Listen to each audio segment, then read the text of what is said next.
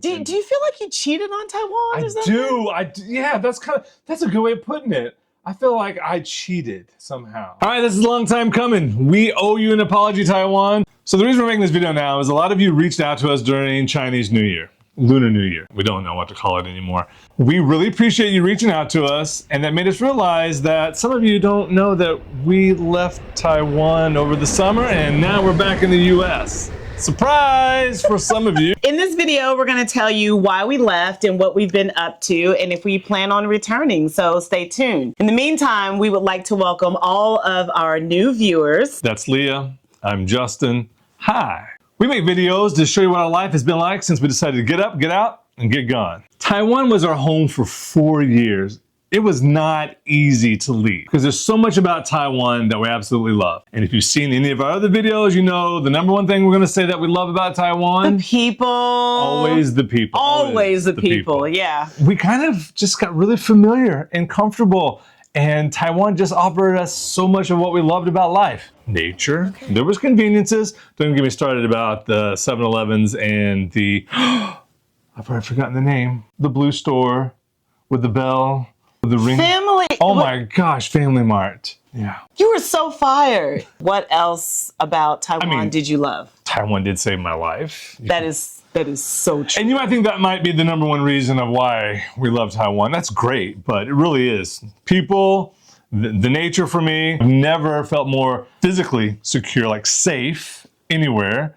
And I've never been so financially secure as I was in Taiwan. My number one reason that I love Taiwan was absolutely, unequivocally, the people. We have lived in a lot of countries over the last 8 years. There was something unique in every country that we've lived in, but there is just something about Taiwan, hands down, in their people that made our experience really beautiful. Coming to Taiwan literally changed the perspective that I had on being a Black female abroad, because at one point I thought that this is just not for me. Like either we were picking the wrong countries or we had the wrong people, or I just was not as knowledgeable about racism and things that people experience abroad. It's a different kind of racism. It's a different kind of, it is. You know, that can be a video in and of itself. Yeah. It's probably going to be best for your channel. Yes, so okay. I don't know if I'm qualified to delve into that too much. When we talk about the conveniences, I almost want to point to the fact that we both could have walked to our jobs. Because it's not that we could have, we did. You walk to your job every day. I did walk. You didn't walk to your job every day, but you could have that way. Listen, that Taiwan heat, that is one thing that I will not miss. That's one thing I do miss. That heat was something else, because I did walk in the winter. You did. But the winter weather in Taiwan is summer weather where I live in the United States. But I want to make sure that this video is put out onto the interwebs to talk about how much we absolutely love and adore Sunday. Sunday was our recruiter who found us our jobs in Taiwan, but essentially, like, she's family now. She's family. Like, she's written into the will.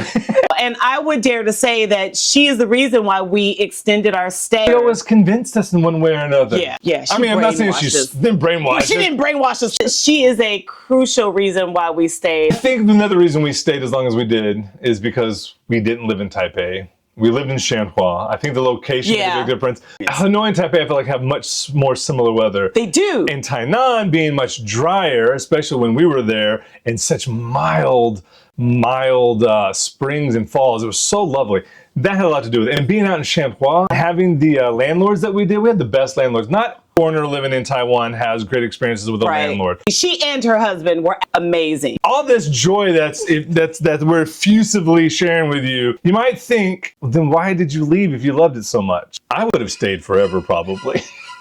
I really didn't have any reason to leave, other than the fact that wherever she goes, I go. It's lovingly. I go where you go. I feel like the soothe is for you more than it is for me. I'm just keeping my eyes on you so you know you don't swing on a brother. I'm just trying to make sure I got my eyes on your hands and feel the movement. That's called safety and security, right? Seriously, I'm here because you're here. And I'm here because you sold me on this Pacific Northwest area. I live in the very best state in America, where you wake up in the morning and you see a mountain, and in the background there's a Cascade Mountains. And we are a short drive from Mount Rainier. We've been on the mountain a couple times this year before it got too cold.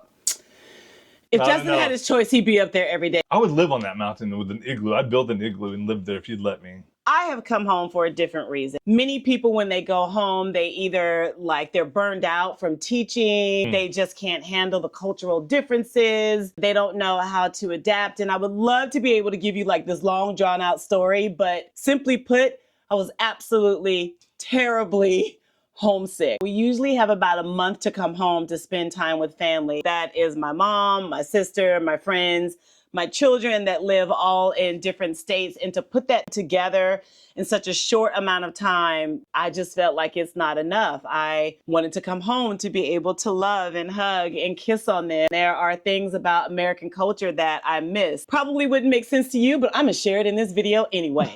There's something about chopping wood. There's something about mowing the lawn for my mom. There's something about tending to the garden that I just missed in being here in the States. There's also other things that I miss, like just the American culture. I love having access to diabetes and heart disease on demand.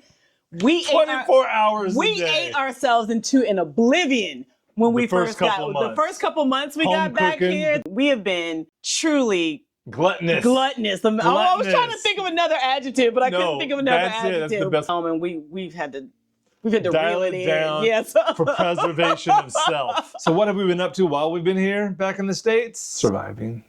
Surviving what, Justin? Culture shock. The reacclimation back to the States has been challenging for me. You just stepped right into your old role. You just started driving your car again. You started being with your family again. You took up your old job. It's like you never left. You just stepped right back in. Me, I'm a foreigner in a foreign land in my own country because I've never been to the Pacific Northwest. There are different cultural values here in the Pacific Northwest. They love their dogs here. Oh my God, do they love their dogs here?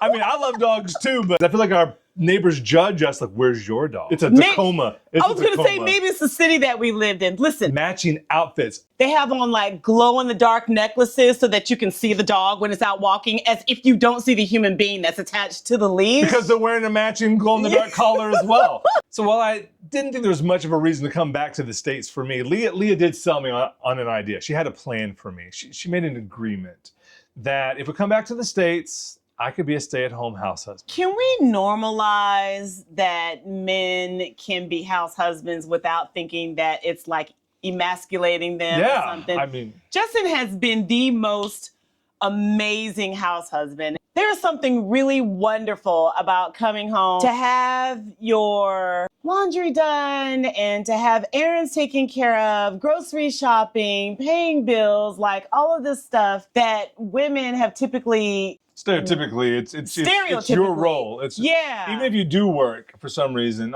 hey, look, Maybe. I'm dismantling the patriarchy. All right. Join me in the revolution. I think that is wonderful. And I just want you to know, since we're talking about it, about how much I really appreciate you, because I know that you do a lot. I know Oh, you do thanks. a lot around here. I appreciate, the little things like having hot tea and stuff when I come home. Hot And my water. bed pulled back and candles lit. It's so fucking awesome.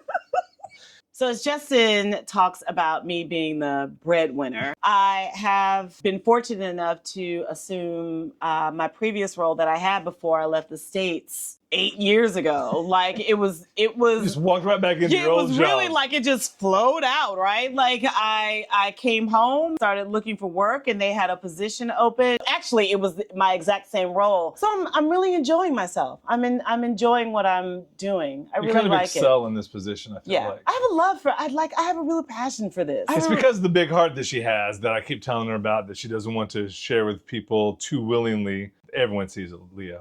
Someday when you're gonna I feel like the self-soothing is for you and not when you're for gonna me. love you as much as I do. What, we've gotten to check out a couple of concerts. Look, that's something I really, really missed. I was an avid concert goer. I mean, I lived in New Orleans, for crying out loud. I mean, it's just music every single night. But hearing live music, that may be something I really did miss about the States. So maybe we did find something I missed about the Yeah, States. we're still debating on whether we want to go see Kendrick Lamar in May. My son! Oh my God. The one thing that I don't miss about America is the inflated prices. I cannot get over the price of Kendrick Lamar tickets, but I think we're gonna go. I don't know, Leah. Looking at the books right now, I don't see it happening. We have the money to go. I just can't fathom spending $600 on concert tickets. But you know, if we sit in the nosebleed section where we need bifocals and stuff to look to go see Kendrick Lamar. What's next for us? Are we gonna stay in America forever?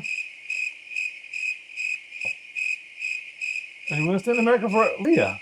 What? What we're gonna? I just went through telling how I'm gonna pick the next country, and you get to pick 2 more. So what's the plan? I don't have a plan right now. Right now, I'm not thinking about a next country because I'm really enjoying spending time with my family, and I'm really enjoying my job, which is not what a lot of people can say in America right now. And I feel like we're really fortunate to be able to be in the position that we're in. Because we've lived abroad, it's allowed us to plan. It's allowed us to have a lot of financial freedom. We're living a good life right now. Like we're living a pretty decent life. I'm just not worried about it right now. I feel like Leah just dropped a bomb on me. What? We're not staying here forever. Oh, that's all I wanted you to say. We took a long time to get there. I just said we haven't made any long-term commitments. We've made a short-term commitment to the States right now. I didn't want them to see us break up on video. Since everyone reached out to us over the holiday and wanted to know what we were doing for the new year and where we were at, and hey, when can we come visit you in Taiwan? And I'm like, we should probably keep making videos about Taiwan because we have a lot of footage. We have a lot of ideas, and we still want to share with everyone that we know and those that we don't know personally how wonderful Taiwan has been to us and what a great place it would be for them to visit if they'd like to, get up, get out, and get gone. Showing people that we've met abroad what it's like living in the States. I think there's an opportunity here to share with you what our life is like now that we're back in the States and what it looks like to be living in America under the current political climate in which we're in right now. So you're about to make a whole bunch of trauma videos? Is that what you're about to say? I think I'm going to work and process my trauma through making videos for others without traumatizing them. That was good. Is that good? I'm going to look forward to seeing that. Me too. Before you watch our next video, I have a question for you. When was the last time you did something for the first time? Like confessing and apologizing to having ghosted an entire country without the intentions of hurting no one's feelings. Do you feel like you cheated on Taiwan or something? I do. Yeah, that's a good way of putting it. I feel like I cheated somehow by sneaking out. I mean, I'm just saying that this is the first time I've ever ghosted anywhere that we've left. I feel like we've always been like, we're out. Hey, we're making a video about why we're leaving and where we're going. We didn't say goodbye to anybody. What, in Taiwan? We didn't say goodbye to our local breakfast spot at Louisa, the Family Mart guy who got you your favorite ice cream. Like he knew the cone that you wanted before you came in. He gave me an extra swirl every time. Usually when our country or our visa comes in, I'm like deuces. Like we've had the experience. We've made really great friendships. I keep in touch with a few people. I feel like the countries that we go to are used to having foreigners and they come and go, and so they don't necessarily form like long friendships with them because they know that that's the process. Like we're here and then we're gone. And that's how I felt about every country. To leave Taiwan, I may have had to go through therapy to leave. It was I have to carry tissues because my heart is on my sleeve for you, Taiwan, right now. Hey, stick around. There'll be more videos to come. We'll see you in the next one. Thank you. Thank you for keeping in touch with us. We really appreciate it. Bye. This is actually not the spot that we had planned on originally going, but it was so beautifully orchestrated when we were driving by. It was emotional for me because they almost risked death with every dance step that they took. What happens when you're a performer and you do make a mistake because of the height of those stands in which they dance upon, but then the shame, the loss of face. They have to take you out back and to shoot you afterwards, I'm pretty sure. You ruin your family name, you ruin your own reputation, you just don't dance again, that's it. It's too scary.